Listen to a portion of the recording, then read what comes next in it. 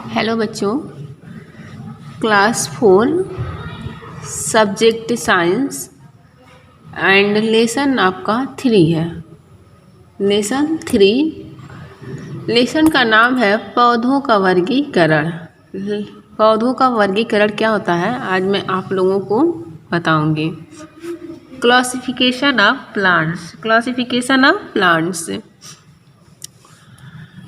पौधे पूरे विश्व में पाए जाते हैं। यह विभिन्न वातावरण में उगते रहते हैं। कुछ पौधे भूमि पर उगते हैं तो कुछ जल में। कुछ पौधे ठंडे स्थानों पर उगते हैं तो कुछ गर्म मरुस्थलों में। इन क्षेत्रों को उनका प्राकृतिक निवास कहते हैं। इस समय पौधों की 3,80,000 जातियाँ ज्ञात हैं। ठीक है, जो पौधे होते हैं वह पूरे विश्व में पाए जाते हैं। ठीक है, पूरे विश्व में, पूरे पृथ्वी पर पेड़ पौधे पाए जाते हैं। यह विभिन्न वातावरण में उगते रहते हैं। ठीक है, यह विभिन्न वातावरण में उगते रहते हैं। कुछ पौधे भूमि पर उगते हैं तो कुछ जल में उगते हैं, कुछ गर्म स्थानों पर उगते हैं तो कुछ ठंडे स्थानों पर पेड़ पौधे उगते हैं। ठीक है, इन क्षेत्रों को उनका प्राकृतिक निवास कहते हैं। जिस क्षेत्र में पेड़ पौधे उगते हैं उन्हें उनका क्या कहा जाता है? प्राकृतिक निवास कहते हैं। ठीक है, उन्हें क्या कहते हैं? प्राकृतिक निवास कहते हैं। इस समय पौधों का 3,80,000 प्रजातियां पाई जाती हैं। ठीक है, कितनी पाई जाती हैं? 3,80,000 प्रजातियां पाई जाती हैं। पौधों को 2 प्रमुख जातियों में बांटा जा सकता है। जो पौधे होते हैं उनको 2 जातियों में बांटा गया है। पहला है जलीय पौधे और दूसरा है भूमि पर उगने वाले पौधे। पहला है जलीय पौधे और दूसरा है भूमि पर उगने वाले पौधे। जैसे जलीय पौधे क्या होते हैं? जो पेड़ पौधे जल में उगते हैं उन्हें क्या कहते हैं? जलीय पौधे कहते हैं। या जल में उगने वाले पौधों को हम क्या कहते हैं? जलीय पौधा कहते हैं। जल में उगने वाले पौधों को जलीय पौधे कहते हैं। 3 खरब वर्ष पहले पृथ्वी पर उगने वाले प्रारंभिक पौधे जलीय ही होते थे। ठीक है, जो पेड़ पौधे जल में उगते हैं उन्हें हम कौन सा पौधा कहते हैं? जलीय पौधा कहते हैं। 3 खरब वर्ष पहले मतलब बहुत समय पहले क्या होता था? जो पृथ्वी पर उगने वाले जो प्रारंभिक पौधे थे वह जल में ही उगते थे। बहुत समय पहले पृथ्वी पर जो पेड़ पौधे उगते थे वह जल में ही उगते थे। जलीय पौधे 3 प्रकार के होते हैं। ठीक है, जलीय पौधे कितने प्रकार के होते हैं? 3 प्रकार के होते हैं। पहला है जल निगमन पौधे। जल निगमन पौधे यह जल में स्थिर रहने वाले पौधे हैं। इनकी पत्तियां रिबन की भांति कम चौड़ी तथा लंबी होती हैं। यह जल में ऑक्सीजन प्राप्त करती हैं। इनकी मुख्य कार्य जल को स्वच्छ रखना है। इसी कारण इन्हें जलशाला में उगाया जाता है। हाइड्रिला, पोडवीड, योम, टेप ग्रास इसी प्रकार के पौधे हैं। ठीक है, जल निगमन पौधे अंडर वाटर प्लांट्स यह जल में स्थिर रहने वाले पौधे हैं। जो इस प्रकार के पौधे हैं वह जल में क्या होते हैं? एकदम स्थिर रहते हैं। ठीक है, इनकी जो पत्तियां होती हैं वह रिबन की भांति, जो इसे रिबन होते हैं उनकी पत्तियां कम चौड़ी तथा लंबी होती हैं। ठीक है, जो इनके पत्तियां होती हैं रिबन की भांति कम चौड़ी तथा लंबी होती हैं।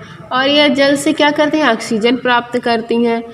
इनका मुख्य कार्य होता है जल को स्वच्छ रखना। जो जल निगमन पौधे होते हैं वह जल में स्थिर होते हैं और इनकी जो पत्तियां होती हैं वह रिबन की भांति कम चौड़ी परंतु क्या होती है? लंबी होती हैं। और यह जल से ही ऑक्सीजन प्राप्त करते हैं। और इनका जो प्रमुख कार्य होता है वह जल को स्वच्छ करना होता है। इसी कारण इन्हें जलशाला, एक्वेरियम में उगाया जाता है। हाइड्रिला, पोडवीड, योम, टेप ग्रास इसी प्रकार के पौधे हैं। जो हाइड्रिला हुआ, पोडवीड हुआ, टेप ग्रास हुआ, यह इसी प्रकार के पौधे होते हैं जो जल को क्या करते हैं? स्वच्छ रखते हैं। रैफ्लोसिया, ठीक है, जैसे यहाँ दिया हुआ है, रैफ्लेसिया जो है वह संसार का सबसे बड़ा फूल है। अगर कोई पूछे संसार का सबसे बड़ा फूल क्या है तो आप बताओगे रैफ्लेसिया। ठीक है। अब क्या बताओगे? रैफलेशिया संसार का सबसे बड़ा फूल है। इसकी चौड़ाई लगभग 1 मीटर, ठीक है, इसकी चौड़ाई लगभग 1 मीटर तथा इसका भार जो है 7 से 11 केजी तक होता है। ठीक है, इसका भार जो है 7 से 11 केजी तक होता है। तो संसार का सबसे बड़ा फूल रैफलेशिया है, जिसकी चौड़ाई लगभग 1 मीटर तथा भार 7 से 11 केजी होता है। दूसरा आपका है स्थिर रहने वाले पौधे। ठीक है, स्थिर रहने वाले पौधे, फिक्स्ड फ्लांटिंग प्लांट्स। इनकी गहरी जड़ें जल के नीचे मिट्टी में धंसी रहती हैं। इनका तना लंबा और खोखला होता है। इनकी पत्तियां जल की सतह के ऊपर तैरती हैं। इनकी पत्तियां छिद्र युक्त होती हैं, जिनमें वायु भरी होती हैं। श्वसन लेने के लिए पत्तियों में पर्णरंध्र केवल उनकी ऊपरी सतह पर होते हैं। कमल और कुमुदनी स्थिर तैरने वाले पौधे होते हैं। जो इनकी जड़ें होती हैं वह जल के नीचे मिट्टी में धंसी होती हैं। ठीक है, जो इनकी गहरी जड़ें होती हैं वह जल के कहाँ पे धंसती है? जल के मिट्टी में धंसी रहती हैं। और इनका जो तना होता है वह लंबा होता है परंतु खोखला होता है। ठीक है, इनकी जो तना होता है लंबा तो होता है परंतु कैसा होता है? खोखला होता है। इनकी पत्तियां जल की सतह के ऊपर तैरती हैं। ठीक है, जो इनकी पत्तियां होती हैं वह कहाँ होती हैं? जल के सतह पर होती हैं। ठीक है, जल के सतह पर होती हैं। इनकी पत्तियां छिद्र युक्त होती हैं। इनकी भी पत्तियां क्या होती हैं? छिद्र युक्त होती हैं, जिनमें वायु भरी होती है। जिनमें क्या भरी होती है? वायु भरी होती है। श्वसन लेने के लिए पत्तियों में पर्णरंध्र केवल उनकी ऊपरी सतह पर होते हैं। ठीक है, श्वसन लेने के लिए पत्तियों में पर्णरंध्र केवल उनकी ऊपरी सतह पर होते हैं। जो स्थिर तैरने वाले पौधे होते हैं, जो जल में रहने वाले पौधे होते हैं, जो उनमें पर्णरंध्र या जो स्टोमेटा पाया जाता है, वह श्वसन लेने के लिए उनकी ऊपरी सतह पर पाया जाता है। कहाँ पाया जाता है? ऊपरी सतह पर पाया जाता है। कमल और कुमुदनी स्थिर तैरने वाले पौधे हैं। जो कमल है, कुमुदनी है, वह कैसे पौधे हैं? स्थिर तैरने वाले ही पौधे हैं।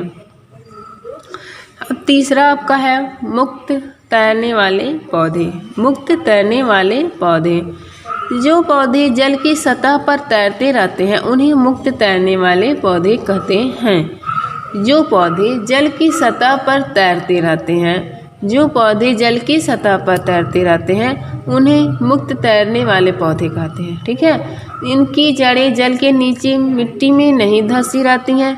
छोटे, हल्के और छिद्रयुक्त होने के कारण ये जल की सतह पर तैरते रहते हैं। वाटर हायसिंथ, डकवीन और सिंघाड़ा मुक्त तैरने वाले पौधे हैं। जो पौधे जल की सतह पर तैरते रहते हैं उन्हें मुक्त तैरने वाले पौधे कहते हैं। जो इनकी जड़ें होती हैं वह मिट्टी में नहीं धंसी होती हैं। ठीक है, इनके छोटे, हल्के और छिद्रयुक्त होने के कारण ये जल के ऊपरी सतह पर तैरते रहते हैं। जैसे कि सिंघाड़ा हुआ, हायसिंथ हुआ, डकवीट हुआ, ये सब जो पौधे होते हैं वह जल की ऊपरी सतह पर तैरने वाले पौधे होते हैं या मुक्त तैरने वाले पौधे होते हैं।